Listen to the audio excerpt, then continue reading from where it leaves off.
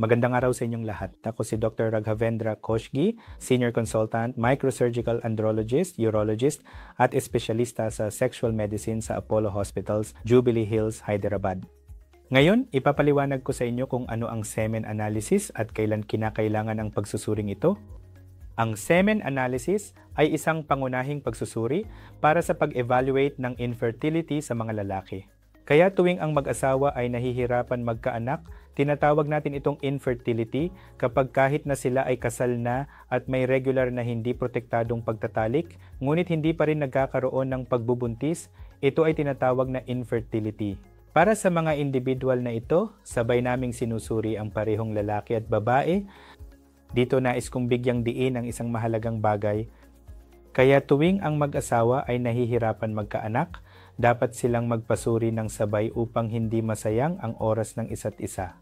At ang pinakaunang pangunahing pagsusuri sa dalawang individual ay ang basic semen analysis dahil ang simpleng pagsusuring ito na hindi invasive ay makakatulong din bilang gabay para sa mga gamutan ng babae. Kapag ang mag-asawa ay nahihirapan magkaanak, ang unang pagsusuri ay ang pagbisita sa isang andrologist at pagpapagawa ng mga pangunahing pagsusuri. Kung maayos naman ang lahat, maaari ring sabay na magpatingin sa espesyalista sa reproductive health ng babae o sa fertility specialist ng babae.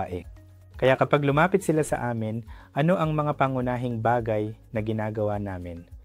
Gagawin namin ang pisikal na pagsusuri at ayon dito, maaari naming ipagpatuloy ang basic semen analysis, hormonal test, at kung kinakailangan, scrotal ultrasound at ilang genetic test kung kinakailangan talaga.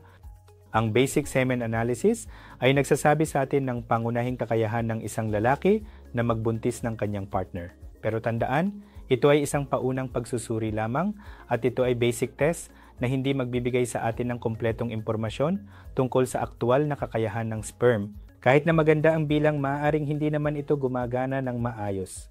Yan ang dahilan kung bakit nagkakaroon ng problema ang mga tao sa fertility. Kaya, sa basic semen analysis, pagkatapos kunin ang sample, susuriin ang mga macroscopic na parameter, titingnan ang mga microscopic na parameter, at hahanapin kung may infection sa semilya, saka namin ibibigay ang resulta ng semen analysis report.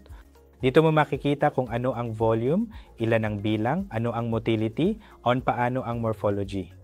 Ito ang mga pangunahing bagay na sakop ng basic semen analysis report. Batay sa iyong semen report, malamang nagagabayan ka namin para sa karagdagang pagsusuri at mga susunod na gamutan. Sa mga individual na nakakaranas ng mga isyong ito, tulad ng mga problema sa semilya o mga abnormalidad sa semen analysis, hahanapin namin ang mga dahilan. Meron bang kilalang dahilan o hindi kilalang dahilan at paano natin ito masusuri? Lahat ng mga bagay na iyon, maaari pa nating ipagpatuloy.